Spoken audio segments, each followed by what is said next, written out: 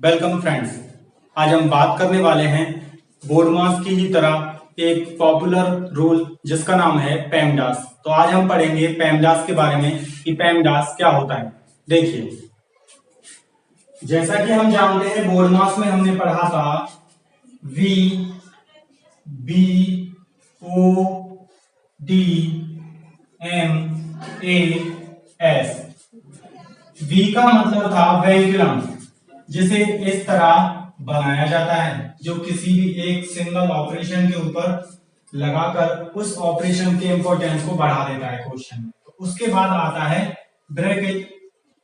Bracket की बात करें तो ब्रैकेट तीन तरह के होते हैं। सबसे पहले स्मॉल ब्रैकेट आता है, फिर उसके बाद कर्ली ब्रैकेट आता है और उसके बाद बिग ब्रैकेट या फिर जिसे हम स्क्वायर ब्रैकेट कह सकते हैं। उसके बाद आता है ऑफ। ऑफ का जो ऑपरेशन है वो होता है मल्टीप्लाई, तो यहां पर हम मल्टीप्लाई करते हैं। इसके बाद आता है डी, जिसे डिवाइड कहा जाता है। इसमें नेक्स्ट होता है मल्टीप्लिकेशन, उसके बाद एडिशन और सबसे लास्ट में होता है सबट्रैक्शन। तो बोर्ड मास के रूल में हम इन चीजों को पढ़ते हैं, लेकिन कुछ चीजें ऐसी हैं जो बोर्ड मास के रूल से भी अलग होती हैं। तो उन्हें सॉल्व करने के लिए हम कौन सा रूल फॉलो करते हैं उस चीज को आज हम समझेंगे। आज हम एक नए रूल के बारे में पढ़ेंगे जिसका नाम है पेमडास। पेमडास को हम अच्छे से समझेंगे। पेमडास में क्या होता है, किस ऑपरेशन को सबसे पहले सॉल्व करना होगा हमें, और बोर्ड मास और पेमडास जो ये दोनों रूल हैं, इन दोनों में क्या सिमिलरिटी है और कितने ये एक दूसरे से डिफरेंस रखते हैं। यही चीज हम अच्छे से समझेंगे आज। तो बोर्ड मास को हम पिछली वीडियोस में समझ चुके हैं और उसके बाद की कुछ वीडियो में हम बोर्ड मास से रिलेटेड क्वेश्चन भी सॉल्व कर चुके हैं। तो आज हम बात करेंगे पेमडास की। तो देखिए, पेमडास में यहां जो ऑपरेशन होंगे हमारे पास वो होते हैं P E M D A और S। तो सबसे पहले यहां हम ऊपर से बात ना करके यहां से बात करना शुरू करते हैं। सबसे पहले S की अगर हम बात करें तो S क्या होता है? S का मतलब सबट्रैक्शन ही होगा, और सबट्रैक्शन को हम इस सिंबल से लिखेंगे। ये एक हॉरिजॉन्टल लाइन है। इसके बाद नेक्स्ट आता है A। इसको कहा जाता है एडिशन, और एडिशन को हम किस सिंबल से बनाते हैं? एडिशन को बनाएंगे सबसे पहले हम एक बनाएंगे सबट्रैक्शन की ही तरह एक हॉरिजॉन्टल लाइन, और उसे इंटरसेक्ट या फिर हम कहें तो परपेंडिकुलर उसके ऊपर एक लाइन डालेंगे, वो होगी वर्टिकल। तो ये सिंबल जनरेट होगा जो हमारा वो कहलाएगा एडिशन। अब इसके बाद नेक्स्ट होता है डिवाइड। अब डिवाइड क्या होगा? डिवाइड के लिए एक सिंपल सा इसका सिंबल होगा, उसमें हमें एक हॉरिजॉन्टल लाइन बनानी है, उसके ऊपर एक पॉइंट और नीचे भी एक पॉइंट। अब इसके बाद आगे बढ़ते हैं। इसके बाद नेक्स्ट आता है M। M का मतलब होता है मल्टीप्लिकेशन, तो इसमें हम मल्टीप्लाई करते हैं। देखिए, यहां तक की चीजें तो बड़ी ही आसान थी कि हमने मल्टीप्लाई किया, डिवाइड किया, एडिशन किया, सबट्रैक्शन किया, लेकिन ये दोनों क्या हैं, इन दोनों को कैसे सॉल्व करेंगे, क्या चीजें होती हैं ये, तो समझते हैं सबसे पहले E के बारे में। E को समझने के लिए मैं इसका पूरा नाम आपको बता देता हूं। E का जो पूरा नाम है वो होता है एक्सपोनेंट्स। एक्सपोनेंट्स को हम पावर्स के नाम से भी जानते हैं। मैथ में जब हम किसी नंबर की पावर निकालते हैं, जैसे मान लीजिए हमें एक नंबर दिया हुआ है 2 और हमें इसकी पावर दी हुई है 2, तो हमें क्या करना होगा? तो इसकी पावर को सॉल्व करेंगे ना। पावर का मतलब क्या होता है? पावर का मतलब होता है जो हमारा नंबर दिया हुआ है इसे हम कहते हैं बेस। इसको क्या कहेंगे? Base, BASE। और उसके बाद ये जो हमें एक नंबर इसके टॉप राइट में दिया हुआ है इसे हम कहेंगे पावर। अब उसके बाद हमें क्या करना होता है? बेस को पावर के अकॉर्डिंग जितनी पावर दी हुई है उतनी ही बार मल्टीप्लाई में लिखना होता है। तो हम कैसे लिखेंगे इसे? 2 मल्टीप्लाई 2, जो इसका आंसर होगा क्या हो जाएगा? 2 मल्टीप्लाई 2 इज इक्वल टू हो जाएगा 4। तो यहां पर 2 की पावर जो 2 है वो 4 को इंडिकेट करती है। तो हमने देखा कि इसका मतलब क्या बना, यहां एक्सपोनेंट जो है वो पावर को रिप्रेजेंट करता है, इसलिए हम एक्सपोनेंट्स में पावर को पढ़ेंगे। तो हम इसे कैसे लिख सकते हैं, हम इसे लिखेंगे x की पावर y। तो हम इसे y से लिख सकते हैं, या फिर हम यहां लिखेंगे पावर,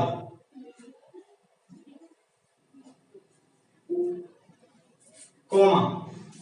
एक चीज और, जरूरी नहीं कि पावर हमें इस तरह से दी हुई हो, हमसे पूछ सकता है कि 64 जो हमें वैल्यू दी हुई है इसका स्क्वायर रूट क्या होगा।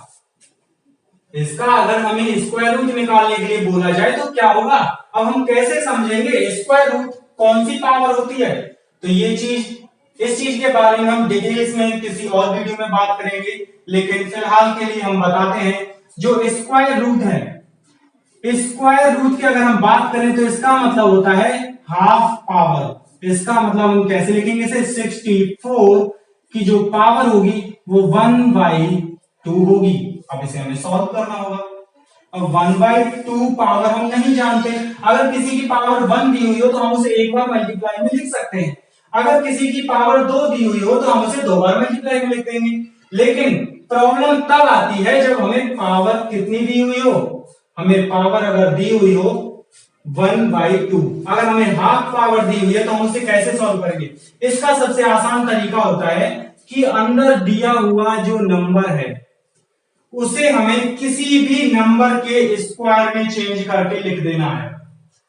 हमें उसे एक ऐसे नंबर में बदलना है जिसकी 2 पावर हो। तो हम क्या करेंगे, देखिएगा, हमने देखा जो 64 है, 64 को मैं लिख सकता हूं a⁻², और इसे की ब्रैकेट क्लोज, उसके बाद इसकी होल पावर हो जाएगी 1/2। अब इसके बाद क्या करेंगे, यहां पर अगर पावर के ऊपर पावर दी हुई हो तो इसका एक रूल होता है कि पावर के ऊपर पावर होने पर हम उन्हें मल्टीप्लाई कर देते हैं। तो इस चीज को हम कैसे लिखेंगे, हम इसे यहां लिख लेते हैं जरा, a⁻² ब्रैकेट स्टार्ट 1/2, तो हम इसे लिखेंगे a⁻² मल्टीप्लाई 1/2।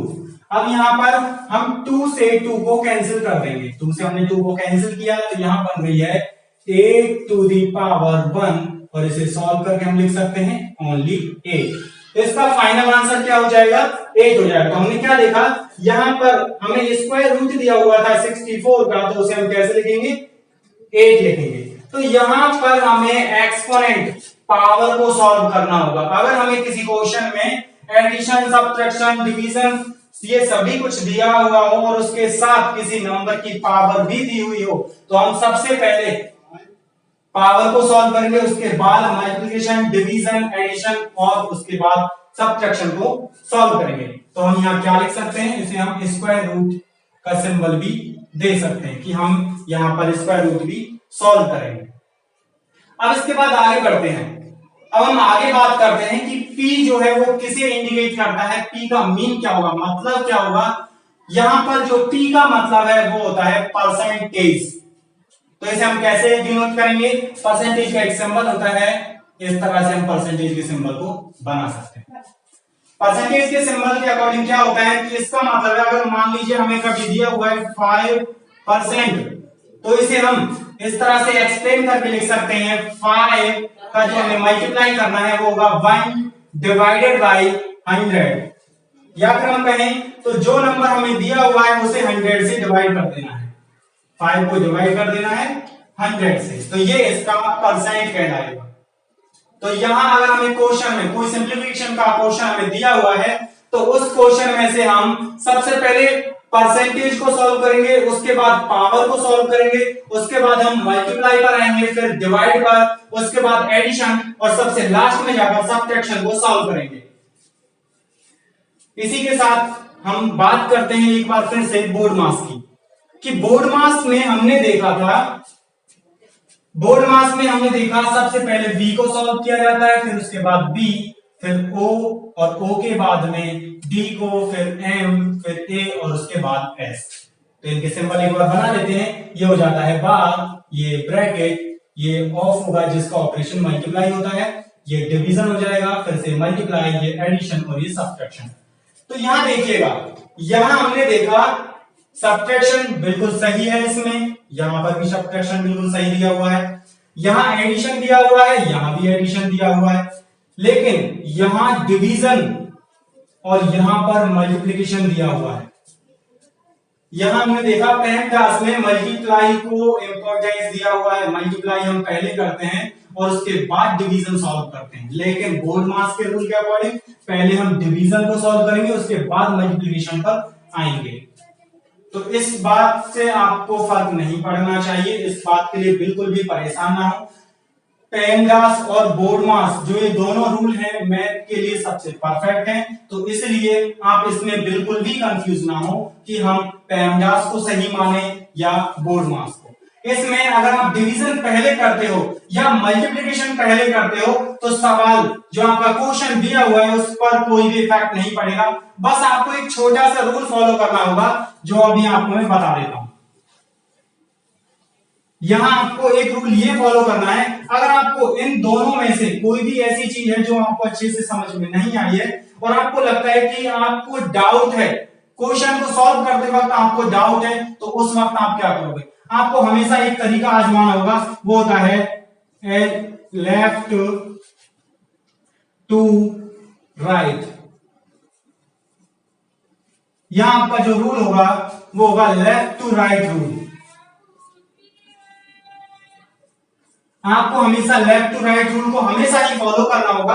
अगर आपको कोई भी सिंबल को सॉल्व करना नहीं आता है, आपको नहीं पता कि कौन सा रूल आप फॉलो करने वाले हो, तो आप हमेशा ही क्वेश्चन में जो सिंबल दिए हुए हैं, जो ऑपरेशंस दिए हुए हैं, उनको आप लेफ्ट साइड से सॉल्व करते हुए राइट साइड की तरफ जाइएगा और आपका जो क्वेश्चन है वो सॉल्व जरूर होगा और उसका आंसर भी बिल्कुल राइट होगा। तो इसे आप चेक कर सकते हैं घर पर। तो इसी के साथ अब हम नेक्स्ट वीडियो में आपसे फिर से मिलते हैं। Thank you.